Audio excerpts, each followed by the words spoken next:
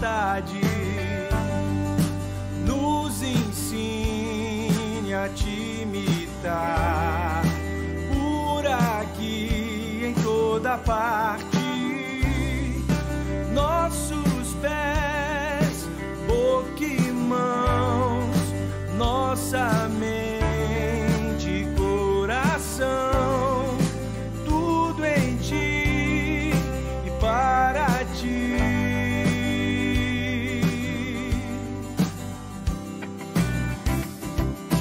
Venha sobre nós teu reino, faz brilhar em nós a tua luz. Quem pode esconder uma casa sobre um monte?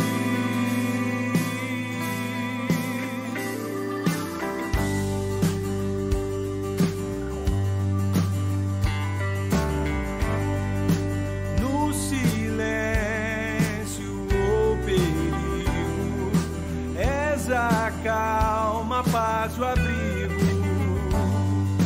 És amor em ação, esperança e a canção dos que choram. És consolo e dos famintos profusão, dos perdidos salvação.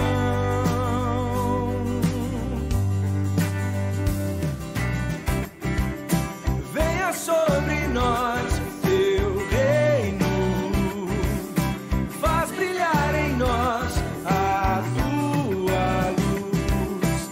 Quem pode esconder uma casa sobre um monte?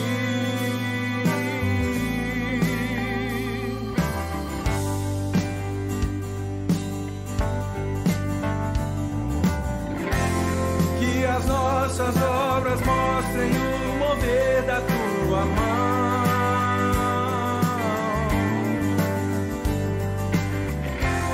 como o sal que dá sabor e a luz que brilha aponta para o teu amor.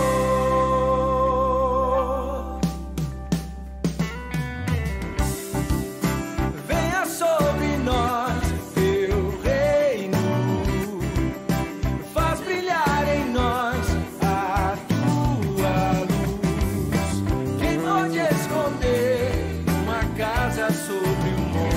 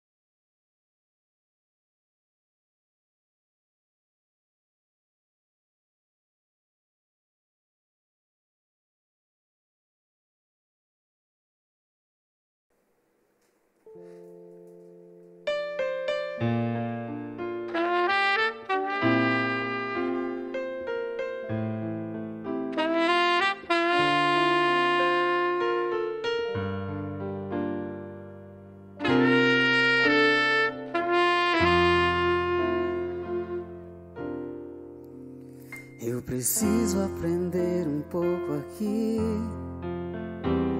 preciso aprender um pouco ali. Eu preciso aprender mais de Deus, porque Ele é quem cuida de mim. Se uma porta se fecha aqui, outras portas se abrem ali. Eu preciso aprender mais de Deus, porque Ele é quem cuida de mim. Deus cuida de mim. Deus cuida de mim nas sombras das suas asas. Deus cuida de mim.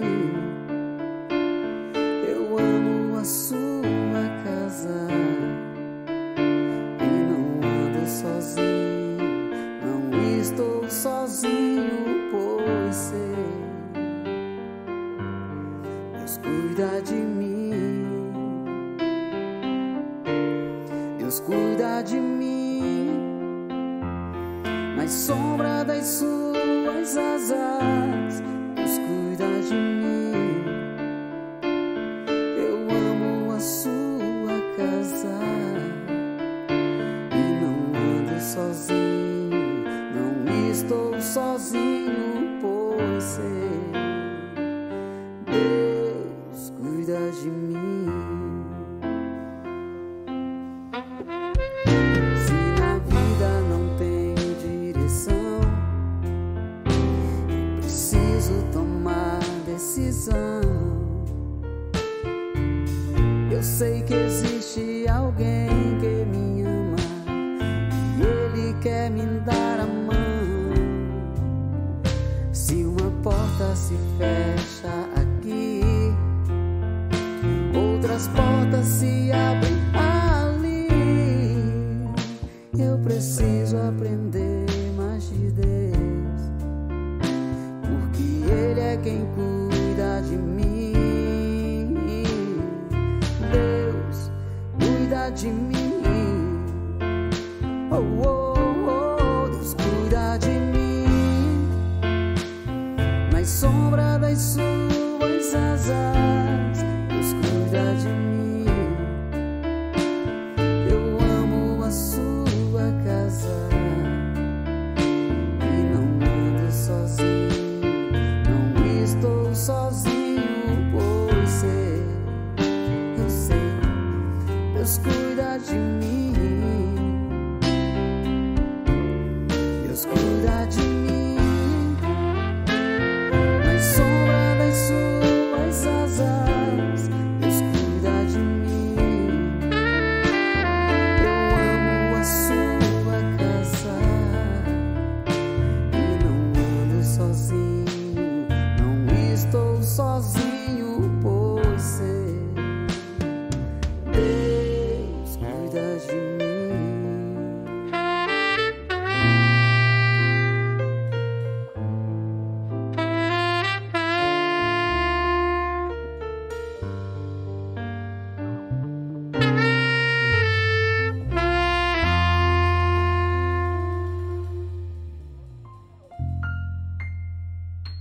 Nesse momento nós estaremos lendo a palavra do Senhor em Romanos capítulo 5, versículos de 1 a 5, que diz assim a palavra do Senhor: Tendo sido, pois, justificados pela fé, temos paz com Deus, por meio do nosso Senhor Jesus Cristo, por meio de quem obtivemos acesso pela fé a esta graça, na qual agora estamos firmes e nos gloriamos, na esperança da glória de Deus. Não só isto, mas também nos gloriamos nas tribulações, porque sabemos que a tribulação produz perseverança, a perseverança um caráter aprovado, e um caráter aprovado a esperança. A esperança não nos decepciona, porque Deus derramou o seu amor em nossos corações por meio do Espírito Santo que Ele nos concedeu. Graças a Deus por essa palavra, que nos encoraja e que nos faz entender que até nos momentos de tribulações, Deus está conosco, Deus nos conduz, Deus alegra o nosso coração e nos dá esperança por meio do seu Santo Espírito. Vamos ouvir mais um belíssimo cântico e logo em seguida o irmão Jackson Leal está orando para que nós possamos ouvir a mensagem do Senhor nessa noite.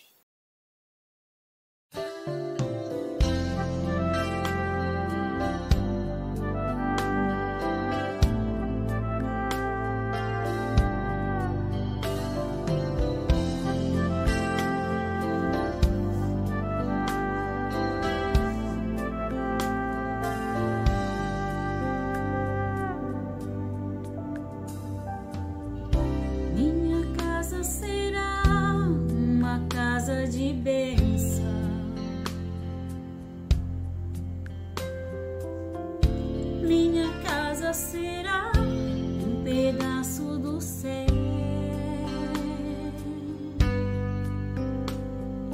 Nela estarão reunidos adoradores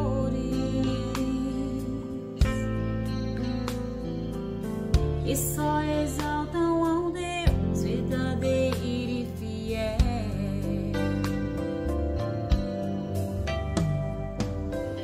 Minha casa será reconhecida,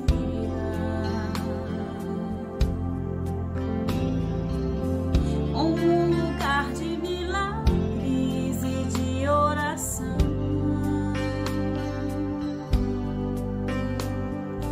onde Jesus tem prazer em ficar, onde o Espírito Santo habita, onde a prosperidade, amor e vida.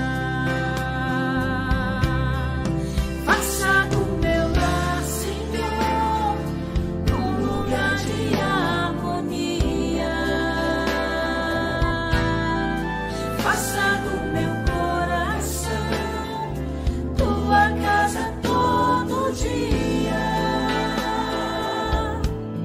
Esteja à vontade pra ficar, nunca mais partir, pois a casa que um dia te recebeu nunca mais saberá viver sem ti.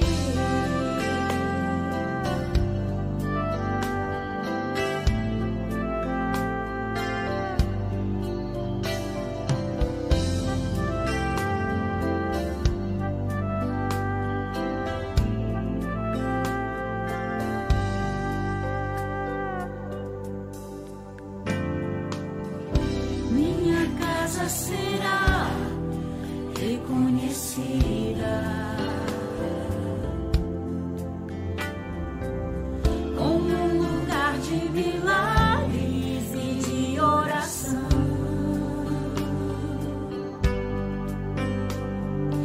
onde Jesus tem prazer em ficar, onde o Espírito Santo habita, onde a prosperidade, amor e vida. Faça do meu lar, Senhor, um lugar de harmonia. Faça do meu coração tua casa todo dia.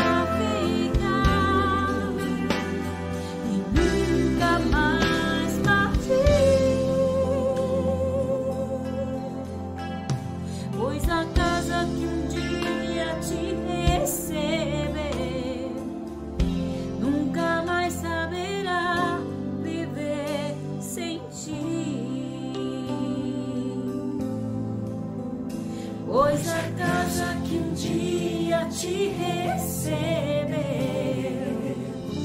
nunca mais saberá viver sem ti.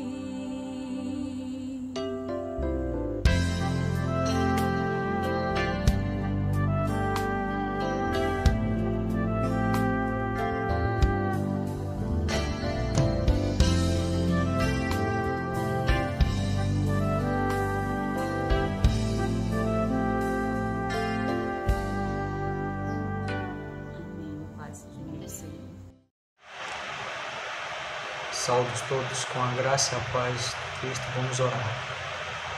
Nós te agradecemos, ó Pai, mais uma vez na Tua presença, mais um dia em que podemos cultuar e louvar o Teu santo nome. Te agradeço, ó Pai, por mais um momento que Tu nos dá de oportunidade de servir, de viver e que possamos cada dia mais, Senhor, poder estar abertos à Tua palavra. Nos ajuda,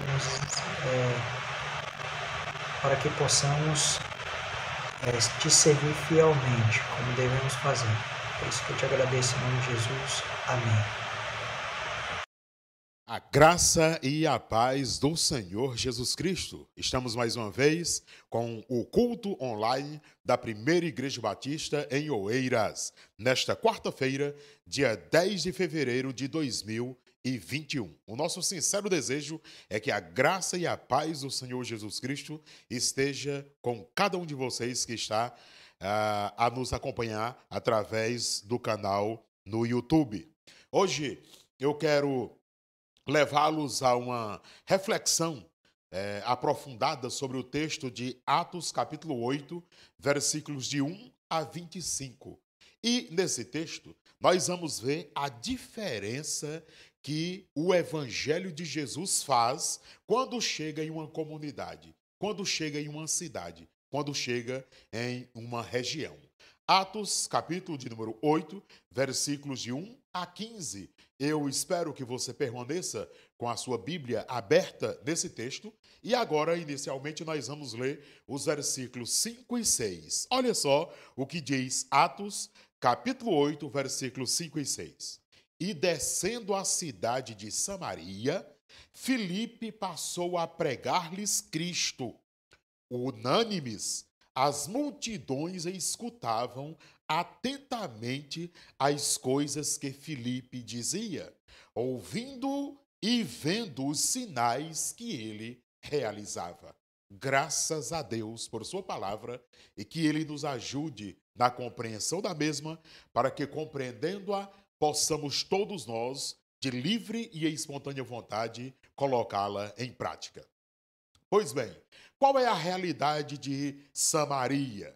A realidade do povo de Samaria antes do Evangelho de Jesus chegar ali naquela região? Pois bem, todo o povo era enganado por um falso profeta chamado Simão. Ele fazia magias. O povo todo admirava Simão, ficava encantado com o que Simão fazia. O Simão, ele afirmava ser grande e importante. Ele mesmo, pregava isso, para as pessoas. Todos ouviam atentamente, desde o menor até o maior. Assim, o povo lá de Samaria estava vivendo antes do evangelho chegar, sendo enganados por Simão. O povo dizia, olha só, este é o poder de Deus. Quando ouvia Simão, o falso profeta, pregar, o povo dizia, isso aí é o poder de Deus, só pode ser o poder de Deus. O povo tinha Simão como grande e poderoso. É incrível esse negócio. Todo o povo de Samaria dava atenção porque há muito tempo ele deixava o povo admirado com as suas magias. Todo o povo estava entregue ao ocultismo de Simão. Certo? Era a realidade. Aqui é a radiografia da cidade de Samaria antes do evangelho de Jesus Cristo chegar. Está aqui no texto, você pode observar. o povo estava entregue à dissolução pervertida do ocultismo. Sim, todo o povo estava entregue a este ocultismo maldito antes do evangelho de Jesus chegar. Quando você dá uma olhada aqui nos versículos 5 e 6 que nós acabamos de ler, a chegada do evangelho de Jesus em Samaria, Filipe chega àquela cidade de Samaria. Samaria era a capital da região de Samaria. Sim, é para você entender mais ou menos esse negócio. Hoje nós temos São Paulo, capital, e São Paulo, estado.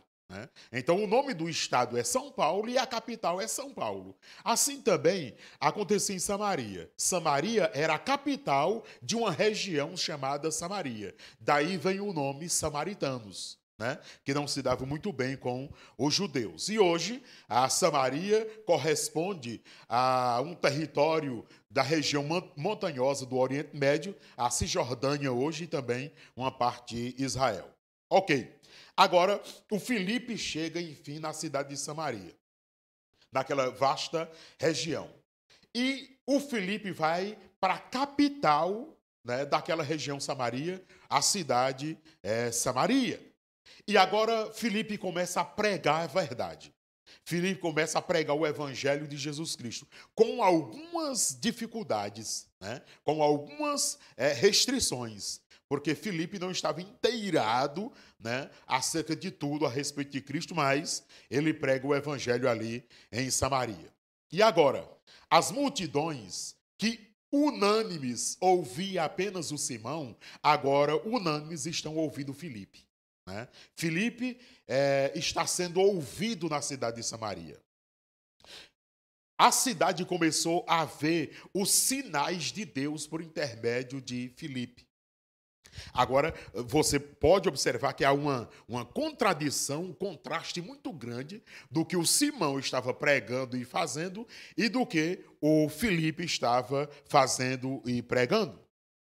Muitos espíritos imundos saíam de muitas pessoas. Muitas pessoas eram libertas da escravidão do inimigo de Satanás. Vários paralíticos e aleijados eram curados. Muitas pessoas passaram a crer e foram batizadas. Até mesmo o próprio Simão passou a acompanhar Filipe, admirando os sinais grandiosos que Deus fazia através da sua vida. O Simão ficou encantado com tudo aquilo. Simão, ele se interessou apenas nos sinais e milagres que via Deus fazendo através de Filipe. E é interessante quando você chega nos versículos 14 a 25, você vê que lá em Jerusalém, onde os apóstolos ficaram, porque quando veio a perseguição, os apóstolos não saíram, os apóstolos ficaram em Jerusalém, eles ouviram falar lá em Jerusalém que o evangelho havia chegado em Samaria. E que as pessoas em Samaria estavam acreditando na mensagem do evangelho de Cristo. E o que os apóstolos fizeram? Enviaram 2 deles para Samaria, apóstolo Pedro e apóstolo João. Agora esses vão até Samaria, um território esquisito para a maioria dos judeus. Ao chegarem em Samaria, Pedro e João, eles fundamentaram aquilo que Filipe estava pregando. Eles afirmaram aquilo que Filipe estava pregando e começaram a ensinar novas coisas, acredito eu que inclusive para o próprio Filipe, para que ele pudesse aperfeiçoar a mensagem do evangelho de Jesus Cristo, nosso Senhor. E agora é interessante, 2 coisas básicas aconteceram com a chegada de Pedro e João. A primeira foi para consolidar o trabalho de Filipe, para afirmar o trabalho de Filipe. Eles entenderam que o Espírito Santo descia sobre a pessoa no ato da conversão a Cristo Jesus. E agora, com a oração e a imposição de mãos de Pedro e João, as pessoas recebiam o Espírito Santo de Deus e começavam então a ser guiadas pelo Espírito Santo de Deus e não mais por homens. E a segunda coisa importante né, com a chegada de Pedro e João, foi para desmascarar o falso profeta chamado Simão, que estava há muito tempo enganando o povo. Simão, quando ele vê a ação de Deus através de Filipe, João e Pedro, o Simão oferece dinheiro para que ele receba também esse poder, para que as pessoas que ele toque também possam receber o Espírito Santo. E é interessante que ele é duramente repreendido por Pedro. E o Pedro diz assim, olha, seu dinheiro vai com você para a destruição. Como quem diz, olha, o seu dinheiro vai com você para o inferno. Você não tem parte nesse ministério. Você não faz parte desse ministério. É incrível. Versículo 21. Tu não tens parte nesse ministério, porque o teu coração não é reto diante de Deus. Foi a resposta de Pedro. Pedro afirma a Simão que ele está cheio de amargura e de laço de maldade. Sim, Pedro faz essa afirmação, está aqui muito claro no texto sagrado. Versículo 24. Simão apela para que Pedro ore a Deus em favor dele. Diz, olha, ore aí a Deus para que nada do que você disse aconteça comigo. O Simão, então, ficou com medo. O texto termina no versículo 25, irmãos, sem dizer se Pedro orou ou não por Simão, para que aquelas coisas não acontecessem a ele. Ele ficou lá sem entender se ao certo o que aconteceu. O texto simplesmente termina no versículo 25, dizendo que a palavra de Deus, de Cristo, era pregada em toda a região, e Pedro e João voltaram para Jerusalém, evangelizando em todos os povoados e vilas que eles encontravam pelo caminho. Mas o que tudo isso tem a ver comigo e com você, que hoje estamos aqui? Mas o que isso tem a ver com nós todos, meus amados irmãos e amigos? Isso tem muita coisa a ver, né? A primeira observação que eu faço aqui nesse texto é que o evangelho de Jesus chegou a Samaria por causa da perseguição.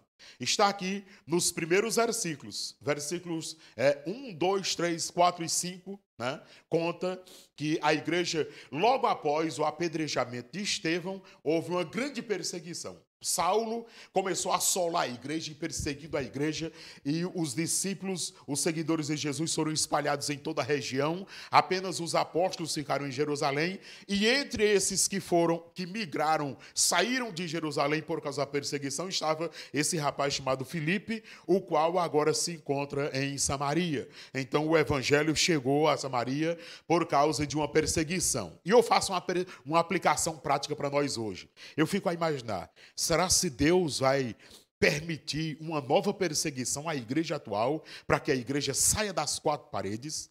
Será se Deus vai permitir uma grande perseguição à igreja hoje para que a igreja saia da sua zona de conforto?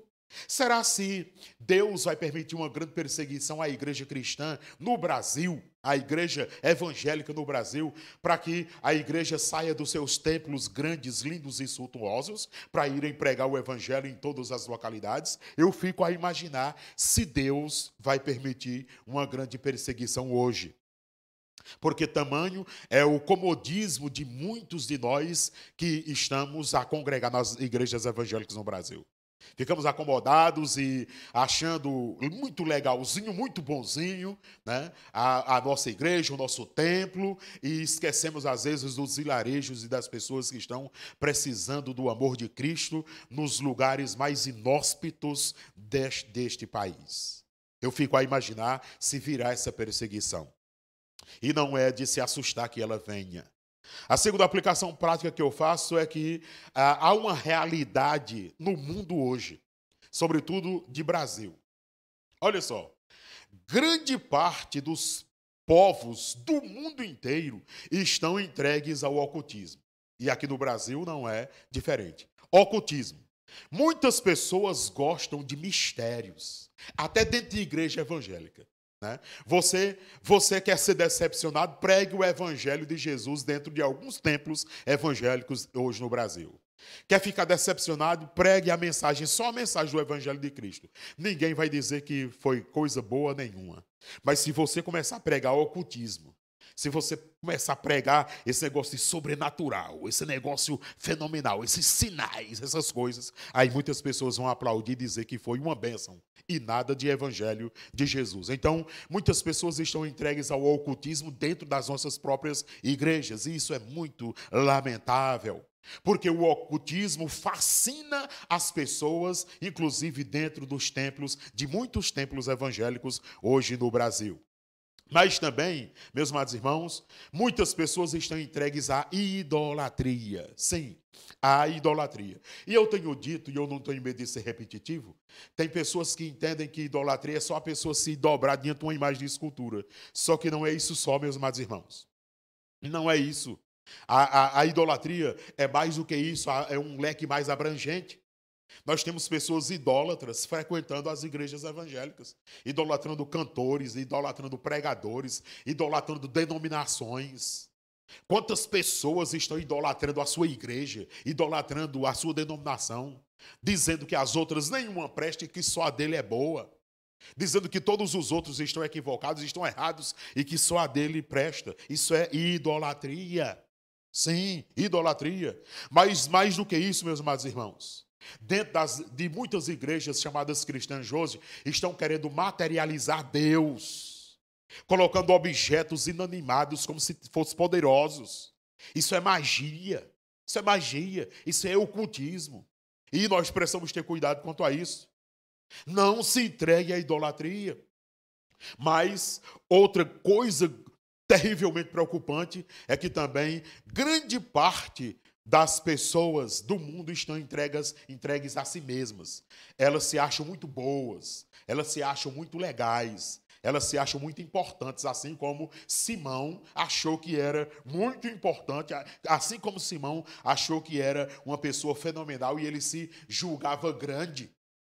Ele mesmo se autodenominava grande. A mesma coisa acontece hoje em muitos púlpitos no Brasil, em muitos lugares em que o evangelho de Cristo diz que é pregado. Na realidade, tem pessoas que se colocam como super-homens, super-mulheres, super-profetas, super-profetisas, super-missionários, super-missionárias, e aí estão engodando as pessoas com esse negócio todo. Mas pasmem vocês, meus amados irmãos, o que é mais assustado ainda é percebermos que hoje, em meio a muitos grupos religiosos chamados cristãos, nós encontramos o ocultismo, encontramos a idolatria, encontramos homens e mulheres querendo ser semideuses, encontramos líderes religiosos se colocando na posição de superior a Deus, encontramos todas essas coisas aí dentro de agremiações religiosas e não religiosas que estão encantando as pessoas, bem como nos dias de Simão, que ele encantava o povo de Samaria com as suas artes mágicas, com o seu ocultismo. Isso tem acontecido, meus amados irmãos, a nível de Brasil. Muitas pessoas estão hipnotizadas em grupos religiosos que não pensam mais com a razão, que não olham mais para as escrituras sagradas com um entendimento, apenas com as emoções afloradas à flor da pele.